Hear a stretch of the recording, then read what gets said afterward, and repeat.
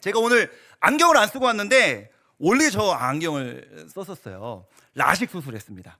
라식 수술하신 분들 얼마나 이게 신세계인지 아실 텐데요. 사람은 누구나 안경을 썼든 안 썼든 간에 보이지 않는 안경을 하나씩 쓰고 살아가는 것 같아요. 우리가 예수님 믿는 사람으로서 예수님만 중심에 모시고 살겠다고 결단하고 애쓰고 살아가지만 사실 그렇게 잘 되지 않잖아요. 예수님 중심에 모시려고 하는데 잠깐 밀려나셨다가 다시 오시려고 했다가 다시 다른 데로 가셨다가 오셨다가 이거 노력하고 있는 거잖아요. 근데 잘 되지 않거든요. 근데 예수님이 잠깐 다른 데 가시면 우리 안에 바로 찾아오는 마음들이 뭐냐면 돈. 우리가 제일 쉽게 마음이 뺏기는 건 돈이죠. 그러니까 우리는 돈의 안경을 어느 정도 쓰고 살아가고 있어요.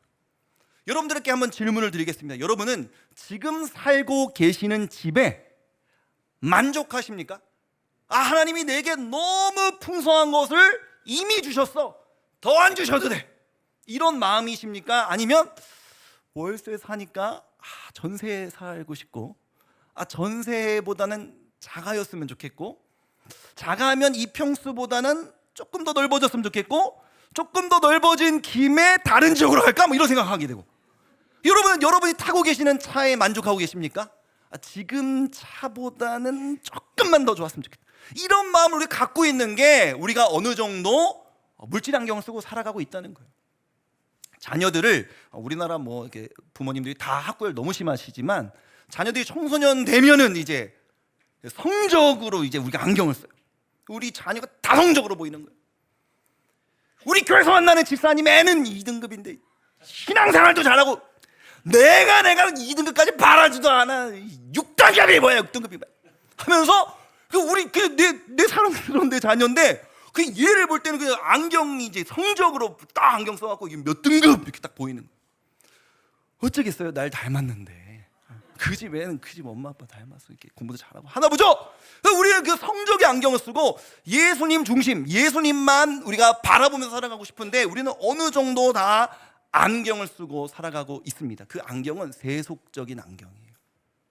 그런데 우리는 어떤 사람들입니까? 우리는 크리스천이잖아요. 크리스천들은 자꾸 이런 세속의 안경을 되도록이면 벗으려고 기도하고 노력하고 애쓰고 자기 부인하고 자기와 계속 싸워가면서 이 안경은 좀 벗어 던지고 성경이 말하는 안경을 좀 쓰려고 애를 써야 되는 게 우리의 삶이잖아요. 성경이 말하는 그리스도인들이 써야 하는 안경은 무엇인가? 제가 그림으로 좀 가져왔거든요. PPT 한번 띄워주시겠습니까? 제가 6글자로 이 안경을 좀 소개하고 싶은데 이 안경의 이름은 기독교 세계관이라는 안경이에요. 영어를 적어왔습니다. 영어 첫 번째 단어가 뭡니까? 크리스천. 우리 크리스천이잖아요. 예수님을 믿고 예수님을 따르는 자들을 우리를 그리스도인, 크리스천이라고 한단 말이에요. 두 번째 단어가 월드예요. 그리스도인들은 세상을 어떤 관점으로 바라봐야 하는가? 그러니까 우리는 어떤 안경을 쓰고 세상을 바라봐야 하는가? 이게 기독교 세계관입니다. 성경은 우리가 어떤 안경을 써야 된다고 말하냐면 3글자로 제가 암기를 시켜드릴 테니까 한번 따라서 해봐 주시면 감사하겠습니다. 이쪽 분단부터 한번 하도록 할게요.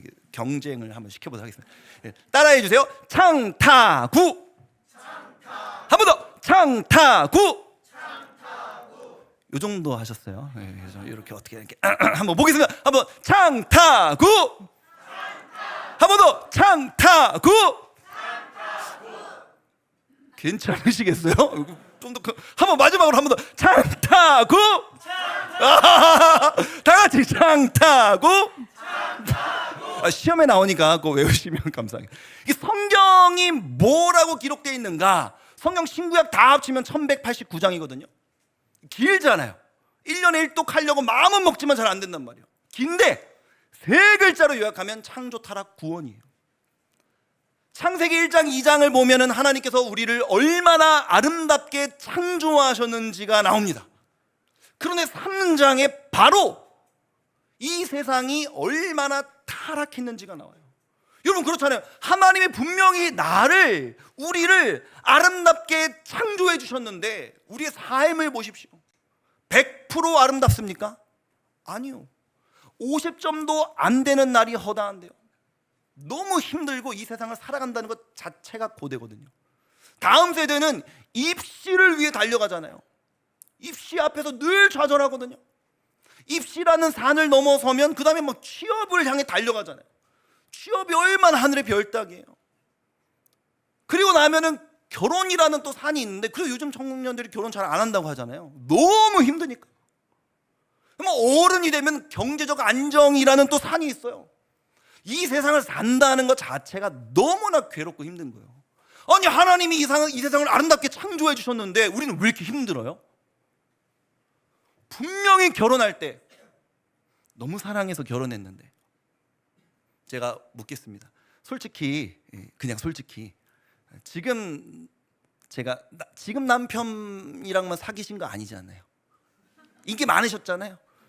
청년부 때 교회에서 얼마나 열심히 신앙생활 하셨으면 지금 금요기도에 나오시겠냐고. 그럼 여러분 청년부 때 이렇게 믿음 생활도 열심히 하고 찬양할 때도 이렇게 두 손 들고 찬양하시고 눈물을 흘리면서 기도하시면 얼마나 많은 남성들이 여러분을 좋아하셨겠어요? 그런데 지금 이 남편이 가장 나한테 좀 잘해줄 것 같고 이놈이 제일 괜찮은 놈인가 보다 하고 결혼을 해줬는데, 분명히 결혼할 때는 너무 사랑해서 했는데 살다 보니까 이 인간이 이거 창조 때부터 반복되는 역사예요. 아담과 하와가 어때요? 처음 본 날 첫눈에 반했거든요. 아담이 하와를 보면서 시를 지었어요. 남편에게 시 받아보셨어요? 프로포즈 할 때 시 지어주셨어요? 오늘 지어주시는 역사가 있기를 바랍니다. 아담이 시를 지었다고요. 이는 내 뼈 중에 뼈요 살 중에 살이라. 이거 성경이 그냥 한글로 그냥 쭉쭉 나오니까 뭐 그냥 우리는 막 그냥 뭐 이렇게 소설책 읽듯이 이는 내 뼈 중에 뼈요 살 중에 살이라라고 읽지만 사실은 시예요. 시는 감정을 담아야 되잖아요. 시에 은유를 붙이면 그게 노래예요. 그러니까 쉽게 말하면 아담이 노래를 부른 거예요. 하와를 향해서. 그러니까 뭐 이는 내 뼈 중에, 그게 무슨 뜻이에요? 잘 생각해 보시면, 시인데 잘 생각해 보시면 너는 내 뼈래요. 그러니까 실제로 하와가 아담의 뼈로 창조가 됐잖아요. 그러니까 너는 내 뼈를 갖고 있고 내 살을 갖고 있으니까 그냥 넌 나라는 거예요. 그러니까 이거를 요즘 젊은이들의 표현으로 바꾸면 뭐냐면 네가 아프면 나도 아파, 이런 거예요. 네가 좋으면 나도 좋아. 너랑 나랑 연결돼 있다는 거죠. 너랑 나는 하나라는 거예요. 너무너무 사랑하니까, 너무너무 예쁘니까. 그래서 결혼하셨잖아요. 근데 죄가 들어오자마자, 타락하자마자 아담과 하와가 서로에게 무슨 말을 합니까? 이 인간이. 하나님이 아담과 하와에게 딱 찾아오시니까 아담이 하와를 딱 손가락질하면서, 하나님, 얘 때문에 제 인생 꼬였습니다. 얘 때문에 제가 죄 지었거든요. 얘 때문에 제 인생이 말렸어요. 하나님 앞에서 이르는 거예요. 얼마 전까지 너무 사랑했는데 결혼하고 얼마 되지 않아서 바로 원망하는 거예요. 그 인류 역사 속에서 반복되는 일입니다. 여러분, 타락한 인간 세상에 찾아온 이 타락의 결과물들이 바로 이거예요. 우리에게 너무나 많은 고통이 찾아왔어요. 부부관계뿐입니까? 부모 자식 간의 관계도 마찬가지예요. 자식을 생각해 보십시오. 눈에 넣어도 아프지가 않잖아요. 저희 집에 이제 딸 아들이 있거든요. 첫째가 초등학교 3학년, 둘째가 초등학교 2학년, 막내가 4살. 너무 예뻐요. 저 첫째 둘째는요, 오냐오냐 안 키웠어요. 약간 엄격하게 키웠거든요. 연년생으로 자라면서 얼마나 키우기 힘들었겠어요. 근데 한 번도 뭐 매를 들거나 뭐 때리거나 하진 않았지만 엄격했어요. 마트에서 뭐 사달라고 뗐으면 절대 안 돼. 그리고 진짜 안 사줬어요. 그래서 저희 첫째 둘째는 때를 안 써요. 막내는 으아! 너무 예뻐요. 와 하는 막 뭐 마트에서 뒤집어 하는데 막 그러면서 크는 거지. 뭐 이러면 너무 예뻐요. 너무 예뻐. 그런데 여러분, 이렇게 사랑스러운 자식을 볼 때 예쁘고 행복하기만 하던가요? 키우면서 제일 힘들어요. 막내 저한테 한 4번 5번 맞았어요. 오은영 박사님은 때리지 말라고 하지만 어떻게 안 때리면서 키웁니까? 말을 이렇게 안 듣는데. 성경에도 나와 있어요. 사랑하는 아들을 아버지가 이렇게 징계한다, 이렇게 나오잖아요. 맞으면서 뭐 애기들 있잖아. 엄마가 아빠가 나 가끔 때렸어. 말을 안 들었으니까 때렸지. 뭐 그거 갖고 요즘 막 오은영 박사님 너무 많이 나오니까 내가 뭐 엄마 아빠한테 맞아서 상처. 말을 잘 들어 그러면 우리 집에서 맞으면서 크는 거야, 알았어? 뭐 이러면서 이제 뭐 막내 너무너무 사랑해요. 하지만 너무 힘들어요. 여러분 생각해 보십시오. 자식이 내 생명보다 귀하고 눈에 넣어도 아프지 않은 자식인데 우리 모든 인생이 자식에게 맞춰져 있잖아요. 우리의 기도가 언제 뜨거워져요? 자식을 위해 기도할 때. 우리 신앙의 동기의 가장 큰 부분이 뭐예요? 자녀. 하나님 자녀 잘 되게 해주십시오. 내가 열심히 신앙생활 할 테니까 우리 자녀 지켜주십시오. 이게 우리 신앙생활의 가장 강력한 동기 중에 하나거든요. 그런데 이 자녀를 생각해 보십시오. 이 자녀 때문에 얼마나 힘듭니까? 얘는 임신되는 순간부터 우리를 괴롭혀요. 여성이 임신을 합니다. 입덧 너무 힘들어요. 먹을 거 못 먹어요. 배가 불러옵니다. 제대로 누워서 자지도 못해요. 그냥 누워서 자면 이렇게 막 배가 눌리키니까 옆으로 누웠다 이게 뒤쪽 10개월 동안 배 아파서 낳았더니 육아는 거의 뭐 지옥이잖아요. 얼마나 힘들게 얘가 커가냐. 아빠는요, 뭐 요즘에는 맞벌이도 많이 합니다만 남성들은 이 아이 먹여 살리겠다고 평생을 밖에 나가서 직장에서 사업장에서 고되게 일하면서도 당장이라도 때려치고 싶죠. 힘든데 왜 못 그만둬요? 왜 못 그만둬? 하나 아니에요. 하나? 자식 새끼 때문에 얘 공부시키고 얘 먹여 살려야 되니까. 그게 얼마나 괴롭냐고요. 여러분 이 타락이라는 것이 얼마나 잔인하고 무서운 거냐면 이 사랑해서 결혼한 부부관계에서도 아픔을 가져다주고 내 생명보다 귀한 자녀를 키우면서도 그 자녀 때문에 부모가 힘든 거예요. 반대로 생각해 보십시오. 여러분 부모님들 여기 많으신데요, 자녀들을 위해서 얼마나 최선을 다하고 계십니까? 근데 자녀들이 만족하던가요? 엄마한테 서운한 게 있어요. 아빠한테 서운한 게 있대요. 얼마나 억울합니까? 최선을 다했는데. 여러분 입장 바꿔서 생각을 해볼게요. 여러분도 부모이지만 누군가에게는 자녀이기도 하죠. 여러분의 부모님을 생각해 보십시오. 최선을 다하셨습니다. 여러분 부모님들께 100% 만족하십니까? 아니죠. 때로는 부모님이 실수하셨을 때, 감정 조절을 못하셨을 때, 그로 인해서 내게 남은 아픔과 상처들이 우리 늘 있거든요. 이게 자녀들은 늘 그런 것 같아요. 부모는 최선을 다하고 최선을 다하지만 인간이니까 만족하지 못하면 자녀들은 그걸로 인해 상처받고 상처가 오래 남아있고. 타락이 이렇게 잔인합니다. 사랑하는 가족 관계 안에까지 이 아픔을 가져다 준 게 타락이라고요. 근데 타락이 가장 두렵고 무섭고 잔인한 타락으로 인한 증상이 뭐냐면 인간이 하나님을 싫어하게 됐어요. 하나님께서 아담과 하와를 창조하셨을 때 얼마나 하나님과 아담과 하와가 관계가 깊었겠습니까? 그런데 타락이 찾아오자마자 아담이 하나님으로부터 숨어요. 아담아 네가 어디 있느냐라고 물으셨더니 나무 뒤로 숨습니다. 하나님 만나기 싫대요. 하나님이 친밀하고 만나고 싶은 분이 아니라 하나님은 두렵고 뭔가 어색하고 어렵고 들키면 혼날 것 같은 존재가 되어버렸다는 거예요.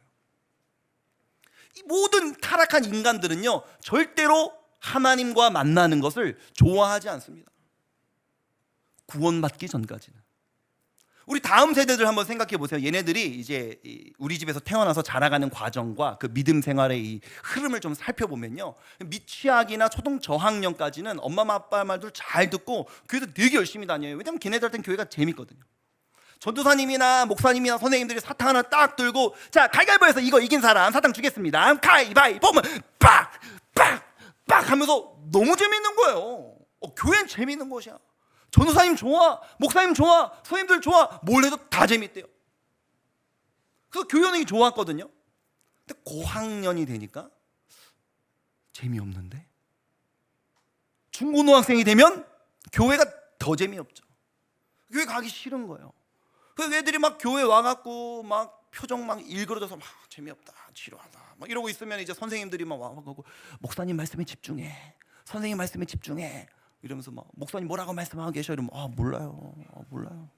휴대폰 막 하고 있고 막 얘가 왜 휴대폰을 하고 있지 예배 시간에 막 이러면 속상해갖고 막 휴대폰 집어넣어 막 이러면서 얘가 왜 교회 와서 이러지? 교회 오기 정말 싫은데 억지로 왔나? 알고 계시네요. 교회 오기 싫은데 억지로 온 거예요. 여러분 생각을 해보십시오. 이 여기 몇몇 아이들 부모님이랑 와 앉아있네요.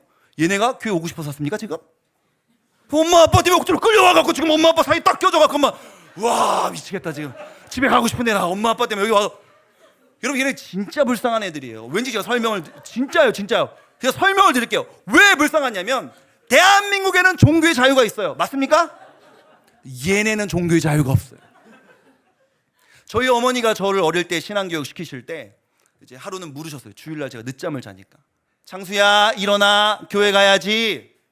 창수야 일어나 교회 가야지 하는데 제가 그날따라 너무 늦잠 자고 싶은 거예요. 초등학교 한 4학년 5학년쯤이었던 것 같아요. 그래서 막 이렇게 민기적민적거리니까 어머니 딱 한마디 하셨어요. 창수야 교회 안 갈 거니? 저한테 질문을 하셨어요. 질문을.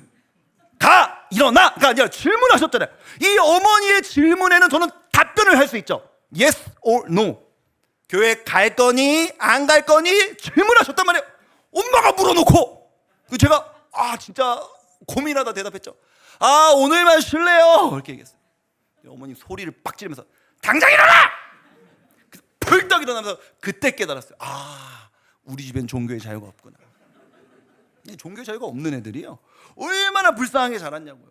청소년 돼서 그리고 주일날 그렇게 엄마가 소리 질러갖고 교회 왔는데 마음이 상해 있어요. 이미 교회 왔는데 목사님 전사님 막 설교 지루하고 선생님들이 막 예수님 믿어지니? 안 믿어지는데요. 그게 애들의 당연한 반응이에요. 초등부 아니면 소년부 4학년 이상 부서를 맡고 계신 선생님들, 그 다음에 중등부 고등부 청소년들 선생님들 계신다면 애들이 교회에 와서 표정 막 썩어 있고 막 어둡고 막 반항하고 그 모습 때문에 제발 상처받지 마세요. 당연한 겁니다. 타락한 인간에게 찾아온 지극히 정상적이고 당연한 반응이에요. 이거를요 어려운 말로 이렇게 한자로 전적 타락이라고 하거든요. 인간이 타락했는데 완전히 타락해버렸다는 거예요. 그러니까 타락을 했다는 건 우리의 이제 인격으로 말하면 지, 정, 의지까지 다 타락했다는 거거든요. 그러니까 완벽히 타락하면 생각하는 이 머리로 생각하는 모든 게 악할 수밖에 없다는 거예요. 인간은 타락했는데 전적으로 타락했습니다. 이 머리에 든 생각으로 나는 죄가 많지. 난 부족한 사람이야. 뭔가 나 같은 사람이 천국 갈 수 있을까? 누군가 도와주셔야지 내가 갈 수 있을 것 같은데 예수님이라는 분이 계시네. 예수님 믿으면 내가 천국을 갈 수 있겠다라고 생각이 도달될 수 없는 존재라는 거예요. 그게 성경이 말하는 인간의 존재. 제가 말하는 게 아니라 성경이 그렇게 이야기해요. 인간에 대해서. 인간은 타락했는데 전적으로 타락해서 스스로의 생각과 의지로는 절대로 하나님을 만날 수 없습니다.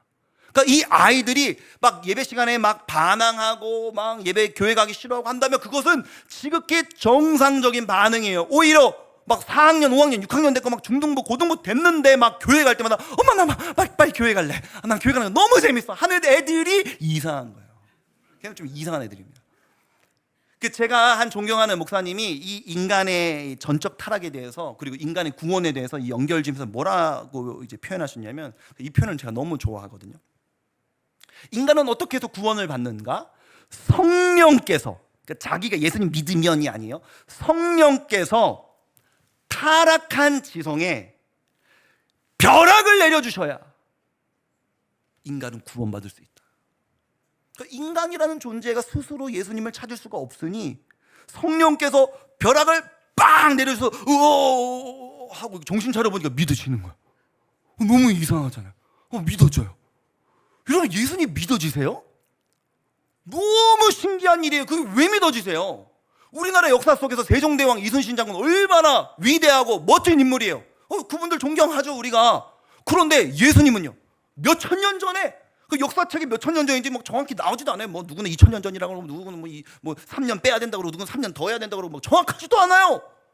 근데 막 우리나라 사람도 아니야. 멀리는 외국인 외국에 한 사람이 그냥 십자가에 못 박혀 죽었는데 그게 그 죽음을 우리가 생각하고 믿으면 천국을 간다는 거예요. 이런 허무맹랑한 이야기가 어떻게 믿어지냐?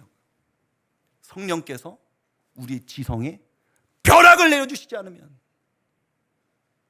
그러니까 아까 말씀드렸지만 그 중등부 고등부 막 주일 예배 와갖고 막 울면서 찬양하고 막 목사님이 기도하자 그러면 기도하고 이 애들 어떤 애들이요? 벼락 맞은 애들이에요. 성령께서 무슨 그 계획을 갖고 계신지는 모르나 어린 시절에 뭐 특별히 청소년 때 얘네한테는 조금 일찍 남들보다 일찍 영적인 벼락을 내려주셔서 얘가 벼락을 맞고 보니까 믿어지네? 난 왜 믿어지지? 친구들은 하나도 안 믿어지는데 뭐 이렇게 이야기하고 있는 게 지금 부서에서 뭐 수련회 가자 그러면 가고 훈련 받자고 하면 하고 뭐 이상한 애들, 걔네 좀 이상한 애들, 교회 한 25%에서 한 20%, 뭐 조금 15%, 뭐 요 정도 불 애들이 왜 성령님께서 한 15% 정도만 벼락을 내려주시는지는 뭐 잘 좀 그건 잘 모르겠어요. 근데 그런 애들이에요. 근데 80% 애들은 뭐 뜨뜻미지근하고 무반응이고 그냥 엄마 아빠 이렇게 얼굴 생각해서 내가 참아준다, 교회 나오고 있다, 20살까지는 버텨야지, 뭐 이러고 있다면 굉장히 평범하고 정상적인 아이. 불안해하지 마세요. 불안해하지 마세요. 뭐 잔소리한다고 뭐 얘기한다고 뭐 사람의 의지나 뭐 생각이 뭐 강압적으로 됩니까? 얘 이미 우리는 모두가 타락한 지성을 갖고 있는데 뭐 엄마 아빠가 막 화내면서 말했다고 예수님 믿어지네. 그래서 될 일이 아니라니까요. 성령께서 이 아이의 타락한 지성에 영적인 벼락을 내려주셔요. 그럼 우리가 할 수 있는 건 뭐 기도하는 거죠. 하나님, 이 아이에게 영적인 벼락을 내려주십시오. 이렇게 기도하는 수밖에 없는 거예요.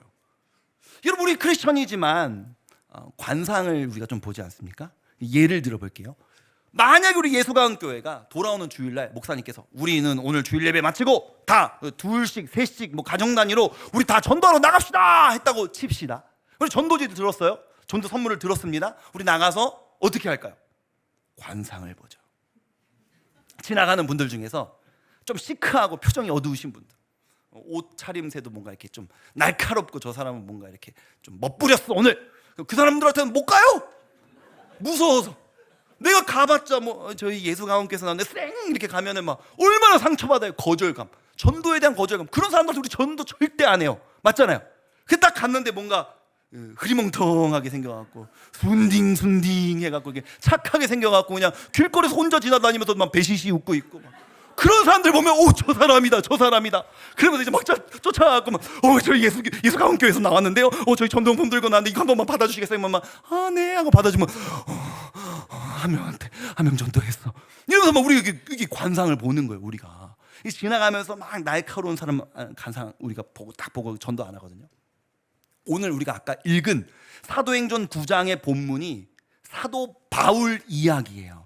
사도 바울이 예수님을 만나게 되는 과정, 그 앞부분의 이야기를 제가 본문으로 가져왔는데요. 오늘은 막 본문 한 절 한 절 한 단어 한 단어 보기에는 그렇게 하려고 오늘 설교를 준비한 것이 아니기 때문에 개략적으로 제가 짚으면서 의미를 좀 전달할 건데요. 만약에 우리가 전도하러 딱 나갔는데 그냥 상상이에요. 저는 이상한 상상 되게 많이 하거든요. 이렇게 상상으로 우리가 전도하러 나갔는데 사도 바울이 지나가고 있다고 칩시다. 모르는 사람이요. 사도 바울 지나가고 있어요. 우리가 전도했을까요? 사도 바울한테? 아니요. 관상을 보면 우린 사도 바울에게 전도할 수 없습니다. 왜냐하면 그 당시 성경에서 사도 바울이 사도가 되기 전에 바울은 교회 다니는 사람들, 예수님 믿는 사람들 잡아다가 죽이는 사람이었거든요. 우리가 전도하러 나갔는데 어떤 사람이 우리를 경멸의 눈으로 쳐다봐요. 저 사람들 잡아서 내가 죽이고 싶다는 표정과 눈빛으로 우리를 쳐다봐요. 아니면 요즘 시대에는 막 그렇게 사람 죽이는 게 쉽지 않은 시대니까 내가 저 사람 뭐 길거리 지나다니는데 뭐 전도를 해? 종교 행위를 해? 막 거북스럽게 저 사람들 내가 어떻게든 신고해갖고 교회 내가 신고해갖고 이 지역에서 내가 아주 막 망가뜨릴 거야. 뭐 이런 표정과 이런 의지와 이런 눈빛을 하고 있는 사람들이 막 이렇게 지나가고 있다고 치세요. 전도하실 거예요? 전도하실 수 있겠습니까? 우리가 길거리에 나가서 전도를 한다면 사도 바울은 우리의 전도 대상자가 아니었을 겁니다. 아마도 그냥 우리가 두려워서 피했겠죠. 그런데 오늘 본문에 사도 바울이 어떻게 예수님을 만나냐면 사도 바울의 그 타락한 지성 가운데 성령께서 벼락을 내려주십니다. 아주 영적으로 특별한 사건이 일어나요. 지나가고 있는데 갑자기 예수님 목소리 들리는 거예요. 사울아 사울아. 길 가는데 막 들리는 거예요. 지금 내가 사람들 죽이러 가고 있는데, 스테반도 내가 죽였는데, 앞으로도 예수 믿는 사람들 내가 다 죽일 건데, 할 수만 있으면 내가 뿌리를 뽑고 싶은데, 이런 생각으로 길을 걸어가고 있는데 하늘에서 소리가 들리는 거예요. 사울아 사울아. 갑자기 소리가 들리더니 갑자기 눈이 멀고 누구십니까? 나는 네가 박해하는 예수라. 특별한 자기의 인생에 말도 안 되는 영적인 사건이 일어나면서 성령께서 그의 인생 가운데 개입하셔서 사도 바울을 뒤집어 놓으십니다. 여러분 생각을 해보세요. 우리의 다음 세대, 입시에 짓눌려서 재밌는 게 너무 많은 이 시대에 아쉬울 것이 없어서 하나님 별로 붙잡고 싶지 않은 이 시대에 교회에 와서 다 표정이 어두운 이 아이들이 어떻게 하면 예수님을 만날 수 있을까요? 영적인 충격적인 사건이 이 아이들의 삶에 일어날 때 가능한 거예요. 이 아이들이 살아가는 이 세상은요, 그냥 평범한 상황 속에서 예수님을 믿는다는 것이 거의 불가능에 가까운 시대입니다. 애들이 교회 다닌다고 학교에서 얘기를 해본다고 생각을 해보세요. 친구들이 뭐라고 할 것 같으세요? 비웃죠. 심지어 난 교회를 다녀 이 수준이 아니라 난 교회에서 토요일에도 가서 모임을 해. 난 예수님 늘기 사랑해. 나 예수쟁이야. 나 예수님한테 완전 꽂혀서 예수님 미쳐 있어. 난 예수님을 중심에 모시는 예수 가온 교회 다녀. 친구들이 뭐라고 얘기할까요? 비웃겠죠. 식사 기도하면 뭐라고 할까요? 야, 너 교회 다녀? 청소년들은 굉장히 민감하거든요. 친구들이 평판에. 여기서 애들이 믿음을 갖고 드러낸다는 게 교회 안 다니는 게 정상적인 거고, 교회 다니는 애들 좀 이상한 애들이라는 평가를 받는 이 시대에 교회 다니면서 예수님 믿을 뿐만 아니라 열심히 신앙생활하는 게 가능한 일일 것 같으십니까? 거의 불가능한데요. 제가 왜 불가능한지 또 좀 약간 근거를 갖고 설명을 드려볼게요. PPT 168분의 1 PPT 한번 보여주시겠습니까? 제가 숫자를 좀 가져왔어요. 1이 있고요. 슬러시 168이 있죠. 분수입니다. 168분의 1. 뭘 의미하는 걸까요? 1은 뭐고 168은 뭘까요? 이 168은요 24 곱하기 7입니다. 앞에 있는 24는요 하루 24시간 곱하기 7일. 그러니까 일주일에 우리가 보내는 시간이 168시간이거든요. 분의 1. 이 아이들이 교회에 머무는 시간. 이 아이들이 일주일에 얼마나 교회에 머무냐면 168시간 중에 단 1시간. 감이 안 오실까봐 제가 네모칸으로도 쳐왔거든요. 한번 다음 페이지도 넘겨주시겠습니까? 168분의 1은 이만큼입니다. 검정색은요 학교에 있거나 학원에 있거나 도서관에 있거나 친구랑 놀고 있거나 가정에 있거나 잠자고 있거나 이런 시간들이겠죠. 그러니까 아이들이 흰색만큼 교회에 있고요, 검정색만큼 교회 밖에 있는 거예요. 주일만 1시간 와서 그것도 예배도 때로는 지루한 날이 훨씬 많은데 그런 예배를 드리면서 아이들이 예수님을 막 난 믿고 싶어, 나 예수님이 좋아, 이게 가능할까요? 그러니까 교회에서 펼치는 전략 중에 하나가 168분의 1이 너무 적으니까 168분의 1에서 조금 더 하는 거예요. 수요 예배 드리면 어른들 같은 경우, 어른들도 똑같이 168분의 1이잖아요. 주일 예배 드리면 기본적으로. 그런데 수요 예배 드리면 1이 더 늘어나죠. 금요 기도회 하면 또 1이 늘어나죠. 새벽 기도회는 하루에 30분씩이라고 하면은 뭐 이틀에 1시간씩 늘어나죠. 그 다음에 제자 훈련 받으면 조금 더 한 2시간 늘어나죠. 다락방 하면 또 한 2시간 늘어나죠. 그래서 한 168분에 한 10 정도 만들면 그 성도님들이 1보다는 좀 커지니까 교회에 대한 마음도 커지고 예수님에 대한 생각도 더 많이 하고 이렇게 되니까 교회에서 168분의 1보다는 168분의 10이 나으니까 이렇게 성도님들을 이렇게 하면 조금 더 우리가 예수님 붙잡을 수 있습니다라고 얘기는 하고 있는데, 이것도 사실은 역부족일 때가 많죠. 이게 나쁘다는 것이 아니라 168분의 1에서 2, 3, 4, 5, 6 늘리는 것도 좋은 전략입니다. 하지만 더 중요한 것은 168분의 1, 숫자적인 가치로는 1밖에 안 되지만 이 1이 엄청나게 임팩트가 있어서 주일이 충격적이어서 너무 좋아서, 그러니까 제자훈련을 하더라도 168분의 1인데 제자훈련 하면 168분의 3이 되는 거잖아요. 제자훈련 숙제로 이제 금요기도에 나와라 그럼 168분의 4가 되는 거고요. 근데 제자훈련에서 좋으려면 어떻게 해야 되는 거예요? 2시간이 간다고 좋은 게 아니라 그 훈련 모임이 내 인생에서 내 삶에 너무 좋으면 그 2시간 때문에 일주일을 사는 거잖아요. 다락방이 너무 좋으면 그 다락방과 함께하는 2-3시간 때문에 그날 기다리면서 일주일 살기도 하는 거잖아요. 그 168분의 1이 특별해야 되는 거예요. 제가 오늘 설교 제목을 영적 카운터 펀치를 날려라 이렇게 돼 있거든요. 권투 용어잖아요. 카운터 펀치.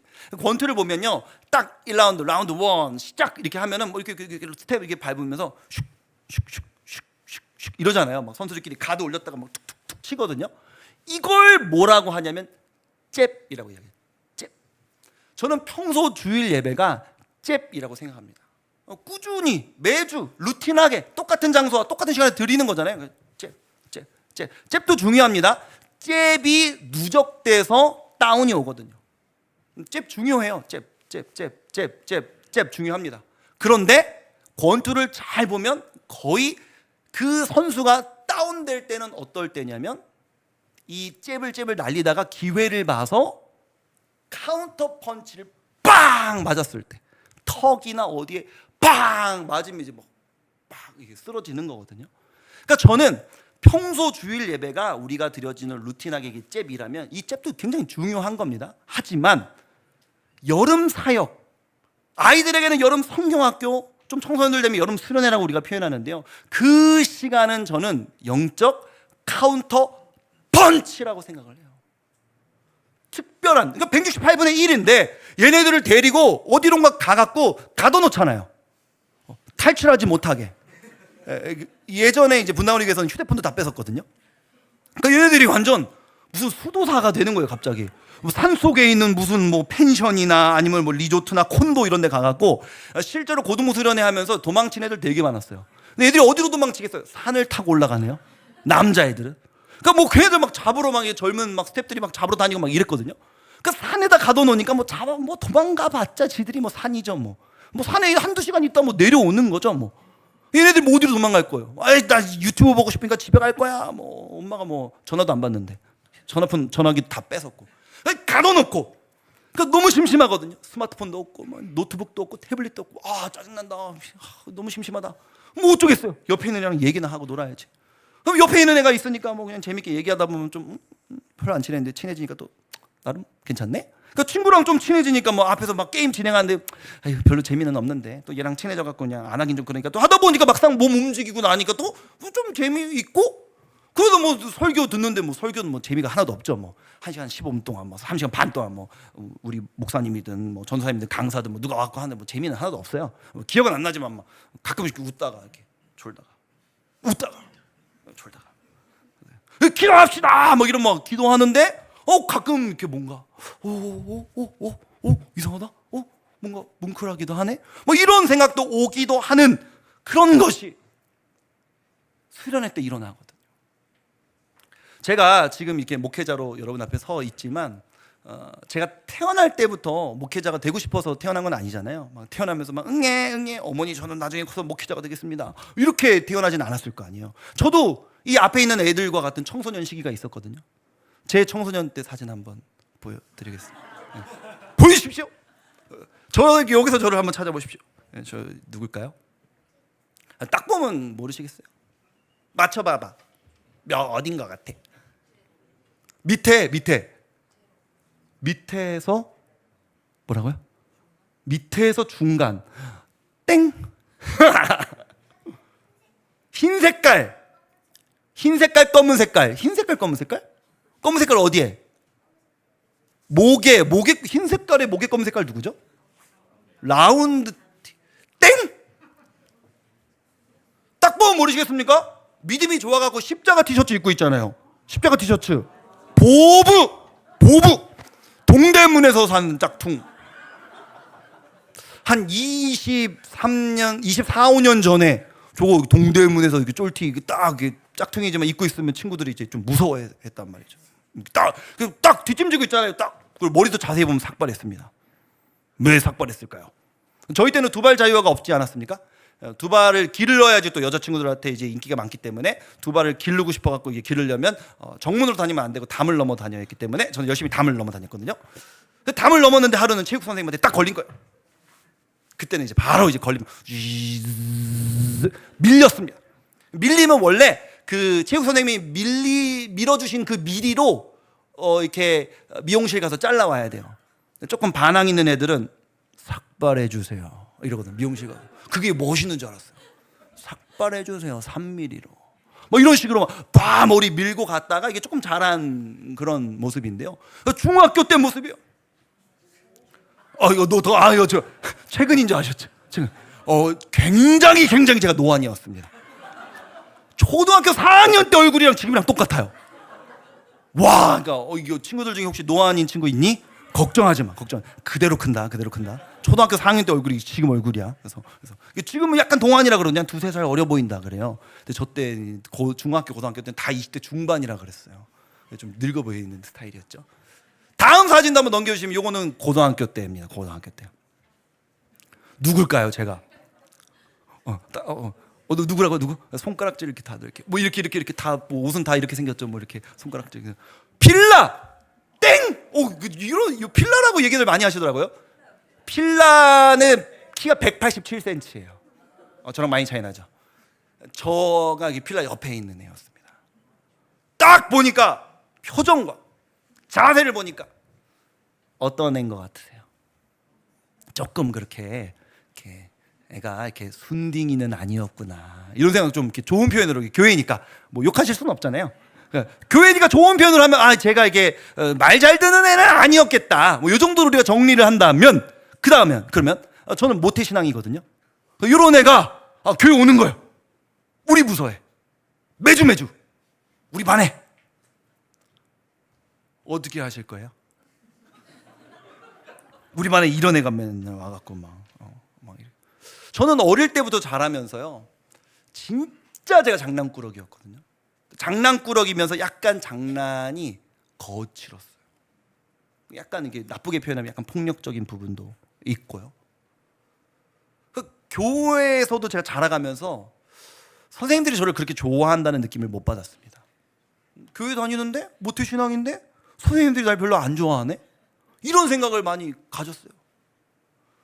그래서 한 번은 중학교 때 초등학교 제가 한 3, 4학년까지는 이제 어머니가 좀 집으로부터 멀리 있는 교회 다니셔서 어머니 따라 이렇게 다니다가 이제 너무 이제 멀고 거기 친구도 하나도 없고 하니까 재미가 너무 없어서 엄마 나 동네 교회로 옮길게 그래갖고 이제 엄마가 그래라 그래갖고 동네 교회로 옮겨서 한 5, 6학년 때부터 동네 교회를 다녔거든요. 중등부 때 예배를 드리는데 선생님이 꿀밤을 딱 때리시는 거예요. 옛날에는 뭐 학교에서도 체벌 있고 막 선생님 하면은 애들한테 약간 그렇게 함부로 행동도 하셨잖아요. 꿀밤을 딱 때리시는데 제가 아까 그 중등부 사진 보셨잖아요. 삭발하고 막 나 그랬는데 고개를 확 돌리면서 말하죠. 왜 때리세요? 여러분 교회에서 어떤 애한테 휴대폰 집어넣으면 왜요? 이랬다가 한번 생각을 해보세요. 그러네. 그래서 저는 그때 너무 속상했어요. 남자애들은 혼나도 늘 억울하잖아요. 막 싸우고 와도 막 억울하거든요. 왜 나한테만 그래? 남자는 늘 억울해요. 나한테만 그런다는 게 굉장히 억울합니다. 그래서 저도 그때 굉장히 억울했어요. 왜냐하면 뭐 장난을 혼자 칩니까? 친구랑 같이 치지. 그래서 3명이 나란히 앉아갖고 3명이 싹싹싹싹 하면서 예배 진짜 뭐 제대로 안 드렸어요. 막 이렇게 하는데 왜 나만 없네? 나만. 저는 그 답을 알아요. 얘네 엄마는 우리 교회 집사님, 우리 엄마는 다른 교회 집사님. 이 선생님이 얘네 셋 지질이 말 안 듣는데 혼내야 되는데 얘네는 집사님 다 아니까 얘네한테는 뭐 함부로 못하겠고 얘한테 빵 하니까 저 그게 느껴지던데요. 제가 그 교회에서 고3 때까지 다녔는데 이 고3 수험생 명단을 교구를 통해 조사하니까 엄마 아빠가 교구에 속해 있지 않는 애들 이름이 빠지는 거예요. 현수막이 딱 걸렸는데 제 이름만 빠졌어요. 그래서 우리 고등부 선생님들이 얘 이름 빠졌다고 했더니 나중에 현수막에다 이렇게 쪼가리로 이렇게 최창수 맨 뒤에 그게 아직도 막 서운함으로 남아있을 정도니까 너무너무 말썽 부리면서도 서운하고 속상했어요. 선생님들이 저를 별로 안 좋아하셨거든요. 그런데 고2 때 선생님만 저를 굉장히 아껴주셨어요. 선생님 그런 이야기를 해주시더라고요. 창수야, 사도 바울도 처음에는 예수님을 싫어하고 믿지 않고 대적하는 사람이었지만 사도 바울에게는 굉장한 은사와 재능과 또 예수님 믿는 사람을 다 잡아 죽이려고 했으니 또 얼마나 기질적으로 열정이 있는 거야. 그런데 너에게도 보면 하나님께서 많은 에너지와 장점과 좋은 것들을 주셨어. 네 안에 복음이 들어가고 믿음만 들어가면 너에게 주어진 지금 이 반항하는 왜 때리세요? 어른들에게도 막 할 말 다 하는 이런 에너지와 담대함과 좋은 기질로 하나님이 널 사용하실 거야. 늘 이런 이야기를 하시면서 고2 선생님 딱 여름 수련회 때 저한테 수련회 가자 이러시는 거예요. 당연히 안 간다고 했죠. 그 별 재미도 없었거든요. 뭐 오락실 갔다가 맨날 늦게 가고 뭐 그리고 헌금 몰래 빼서 이제 오락실 가고 뭐 이랬는데 교회를 다니는 게 뭐 모태신앙이지만 뭐 의무감에 갔지 뭐 그렇게 엄마 돈 날까봐 가고 그렇게 막 마음 다해서 간 건 아니었으니까. 그래서 그렇게 하는데 수련회 가자 하는데 당연히 안 간다고 했는데 계속 너 이번 수련회 꼭 가야 돼, 꼭 가야 돼, 꼭 가야 돼, 꼭 가야 돼 계속 하는데 선생님이 저를 아껴주시니까 그러니까 교회는 별로 재미없고 싫어도 이 사람이 날 아껴주면 조금 그 마음을 듣고 싶은 마음이 사람이니까 생기잖아요. 그래서 제가 2박 3일 수련회 중에 풀로 참여하지는 않고 둘째 날 밤에 갔어요. 둘째 날 밤에 가면은 그냥 밤에 저녁 집회하고 다음날 교회 집으로 오는 거거든요. 그러니까 이게 약간 인사치레만 하는 거죠. 갔습니다. 선생님이 끝까지 붙잡으셔서 갔습니다. 이렇게 그거 하려고 이제 간 거예요. 둘째 날 저녁에. 근데 갔더니 여러분 생각해 보세요. 90년대 후반에 우리나라에 경배와 찬양이 들어오면서 굉장히 예배 문화가 뜨거웠어요. 예수전도단 화요 모임 아십니까?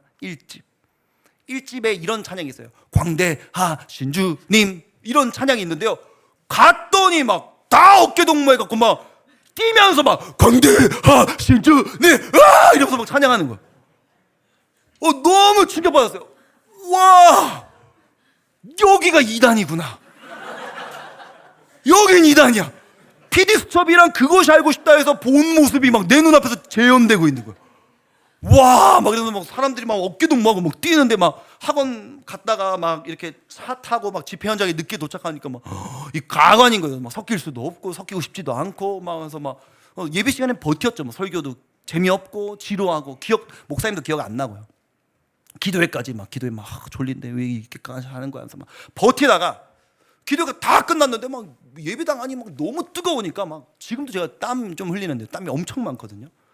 땀으로 막 온몸이 젖어갖고 더워갖고 나 좀 샤워 좀 해야겠다. 그래서 빨리 막 샤워실 가서 막 샤워를 막 하고 나왔더니 그때 우리 교회 고등부애들 진짜 이상한 애들인 것 같아요. 집회 끝나고 기도회까지 다 끝났는데 지들끼리 모이더니 다시 기도회를 시작하는 거예요. 너무 뜨거운 교회였어요. 그래서 제가 갔더니 이미 기도회가 시작이 됐거든요. 근데 저는 이 교회에 친구가 많지 않고 우리 반에 친구 한 명 이렇게 있는데 원이 이미 만들어졌는데 저 어디 가야 돼요? 그래서 제가 교회에서 원 만드는 거 되게 싫어합니다. 낄 수가 없어요. 늦게 온 사람이, 처음 온 사람이. 생각을 해보세요. 원이 만들어져 있습니다. 머리로 원을 그려보세요. 원 만들어갖고 막 자기들끼리 막 기도하고 좋아요. 저는 늦게 왔어요. 이 원 중에 제 친구가 여기 있었어요. 그러니까 저는 어디 앉았겠어요? 얘 뒤에. 그러니까 원이 이렇게 생긴 거죠. 저 때문에. 막 이거 뭐 숙소 위치도 모르겠고 저는 막 오늘 왔으니까요. 어떻게 해야 되지 뭐 이러고 있는데 갑자기 저기 뒤에서 한 형이 오더니 갑자기 제 손목을 탁 잡더니 창수 형제. 제 이름한테 이름이 뭐예요? 그래서 제 창수인데 창수 형제 막 이런 교회는 막 형제자매라 그러잖아요. 창수 형제 그러더니 탁 손을 일으켜갖고 저를 그 원 안으로 데리고 가는 거예요. 그러면서 이렇게 얘기해요. 오늘 이 밤에 창수 형제가 예수님을 만나길 원합니다. 여러분이 창수 형제를 위해서 기도합시다. 이러니까 쥐가 뭔데? 진짜 웃긴 사람이에요. 그래서 그랬더니 갑자기 원을 그리던 막 사람들이 막 저한테 손을 막 빡 뻗어갖고 막 여기 막 이런데 막 대더니 막 기도를 하는데 막 샬라샬라샬라샬라샬라샬라샬라 방언으로 막 이게 막 기도하는데 사람을 밀면서 기도하는 거예요. 근데 미는 것도 규칙적으로 밀지도 않잖아요. 이 사람은 이렇게 밀고 뒤 사람은 앞뒤로 밀고 이 사람은 대각선을 밀고 하니까 막 몸이 막 이렇게 기도되는 거예요. 이렇게 하면서 봤는데 너무 그 광경이 신기하면서 한 번 더 확신했어요. 이 교회가 이단이 맞았구나. 너무 뭐 모르는 말을 막 이렇게 막 하니까 다시 다시 오고 싶지 않았어요. 와, 내가 집으로 돌아가면 내가 교회를 옮기리라, 이런 생각을 갖고 그 시간을 버티는데, 분명히 찬양 시간에 그렇게 예뻤던 자매들이 막 이렇게 손 들고 막 이렇게 예쁘게 찬양했던데 하면서 기도하니까, 이야, 이게 가관인 거예요. 너무 웃기고 재밌고 신기하고. 그래서 막 이렇게 구경했어요. 처음에는 저 자매 예쁜 줄 알았는데 우는 거 보니까 되게 이상하게 생겼구나, 막 이러면서 막 그 청소년이었으니까요. 막 그렇게 생각하면서 막 구경하고 그랬거든요. 근데 이제 저도 이제 어쨌든 모태신앙이니까 그때 뭐 믿음은 없지만 약간 그 교회 분위기라는 게 있잖아요. 내가 뭐 분위기를 뭐 꼭 맞춰주는 건 아니더라도 이 사람들이 날 위해서 어쨌든 기도를 해주고 있는 건데, 내가 원하진 않았지만 그 나를 위해서 울면서 기도하는 사람들이 기도를 끝나고 눈을 떴을 때 내가 구경하면서 웃고 있으면 얼마나 그 분위기가, 사람이 이제 상도덕이 아니잖아요. 그래서 좀 내가 분위기를 맞춰줘야겠다. 그래도 뭐 이렇게 기도를 하는 건 아니지만 뭐 요 정도는 해줄 수 있잖아요. 요 정도. 그래서 제가 기도하는 척을 좀 이렇게 두 손 모으고 해야겠다. 기도를 받는 척, 기도하는 척보다는 받는 척. 기도를 받는 척 해야겠다 하면서 눈을 이렇게 딱 감는데, 감자마자 눈시울이 너무 뜨거워지는 거예요. 기도하려고 감은 게 아니거든요. 분위기 맞춰주려고 감은 거예요. 근데 그때 눈을 감자마자 하염없이 막 눈물이 쏟아지기 시작하는 거예요. 그러면서 제가 어릴 때부터 자라오면서 모태신앙이니까 뭐 엄마 따라서 교회를 다니다가 또 고학년이 돼서 교회가 재미없어서 오락실 갔다가 뭐 헌금 띵 까먹고 막 이러면서 교회에서 말도 안 듣고, 근데 학교 친구들 만났을 때는 또 제가 교회에 대한 비난이나 교회에서의 어떤 믿음과 이런 것들은 굉장히 미신적이고 잘못된 것이라는 식으로 막 논리적으로, 제가 설교하면서도 원고를 안 보고 거의 하잖아요. 기질적으로 말을 잘하는 거예요. 그러니까 교회를 욕하고 예수님을 부인하고 그러는 말을 얼마나 잘했겠냐고요. 설득력 있게, 재미있게 교회를 많이 욕했던 것이 기도하는 그 눈 감은 사이에 막 다 생각이 나는 거예요. 그러면서 이게 막 회개가 되고 정말 주님 앞에서 너무너무 내가 벌레 같은 죄인이라는 게 너무 느껴지는 거예요. 기도하면서 하나님, 제가 여지까지 전혀 믿음이 없는 삶을 살았는데, 사람이 이게 손바닥 뒤집듯이 이제 바뀌면 그 행동을 바꿀 때 굉장히 창피하거든요. 교회에서 우리가 뭐 금요 기도회든 뭐 영적인 뭐 어떤 특별 부흥 집회든 뭔가 했을 때 굉장히 울면서 회개한 다음에 나 스스로는 하나님 앞에서 결단하고 은혜를 누렸는데 그걸 집에 가서 내 행동을 바꾸는 게 굉장히 쑥스럽잖아요. 기존의 나를 바꾸는 거 굉장히 쑥스러운 거거든요. 그래서 제가 그때 기도할 때 지금도 기억나는 기도 제목이 뭐냐, 하나님 저 얼굴에 철판을 깔겠습니다. 제가 수련회 갔다 와서 갑자기 얘가 바뀌었네? 라고 하면 저런 얼굴로 저런 삶을 살았으면서 친구들이 저한테 얼마나 비웃고 조롱하고 막 무시하고 막 제발 막 이렇게 뭐 놀리겠어요. 그런 거 다 무시하고, 이게 뭐 성경적으로 신학적으로 옳진 않지만 제가 그동안 하나님께 잘못한 것이 많으니 하나님께 열심히 갚아드리고 싶습니다. 뭐 갚는다고 뭐 갚아지는 것도 아니지만 그 한량없는 은혜가, 그때 당시의 마음이 이제 그랬어요.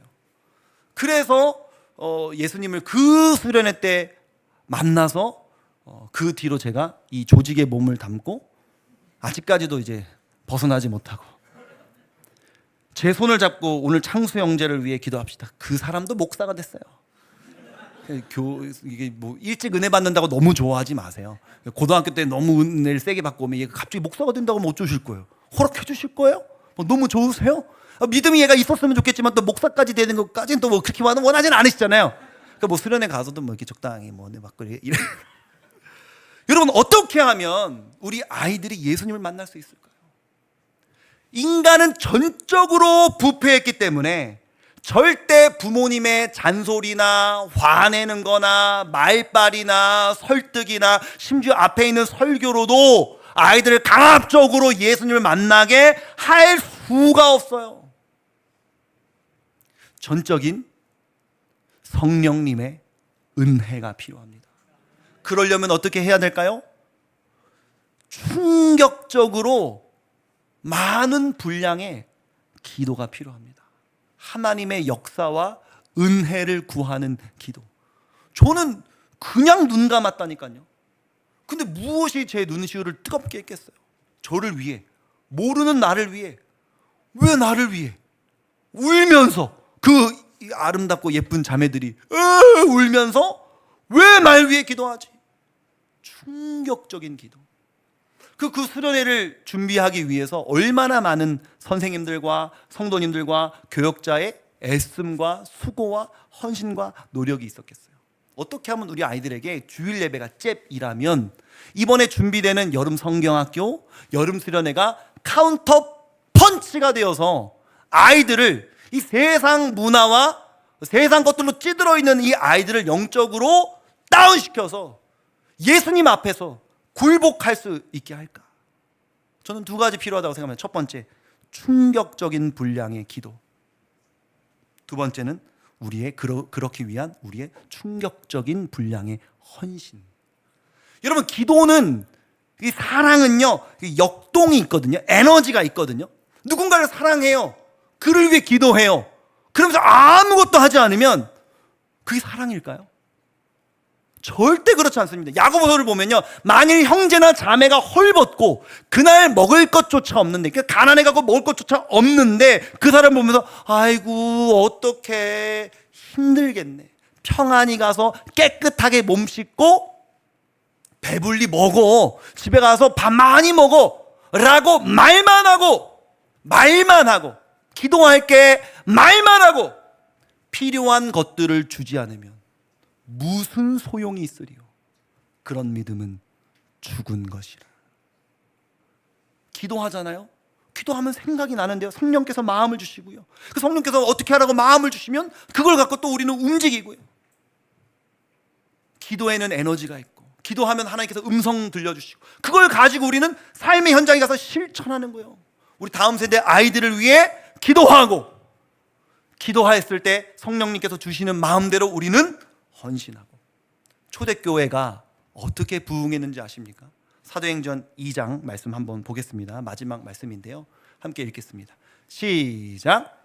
하나님을 찬미하며 또 온 백성에게 칭송을 받으니 주께서 구원받는 사람을 날마다 더하게 하시니라. 아멘. 보세요, 초대교회 성도들이 어떻게 부흥하게 됐냐면요, 앞부분을 보니까 하나님을 찬미하며 또 온 백성에게 칭송을 받았대요. 여기서 말하는 온 백성은요, 교회 안에 있는 사람들이 아니에요.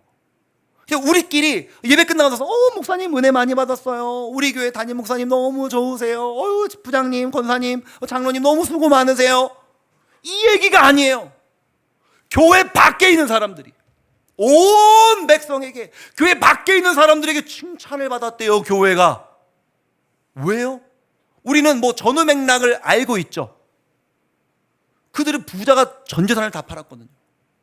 전 재산을 다 팔아가고 가난한 자를 위해서 쓰는 거예요. 돈을 같이 쓰는 거예요. 있을 수가 있는 일입니까? 너무 충격적이잖아요. 너무나 충격적인 헌신이잖아요. 너무나 충격적인 삶이잖아요. 그러니까 주변 사람들이 보면서 감동을 받는 거예요. 와, 교회 대단하다. 교회라는 곳은 정말 대단한 곳이다. 그 당시에 많은 사람들이 가난했으니까요. 가난한 나도 교회 가면 굶어 죽진 않겠구나.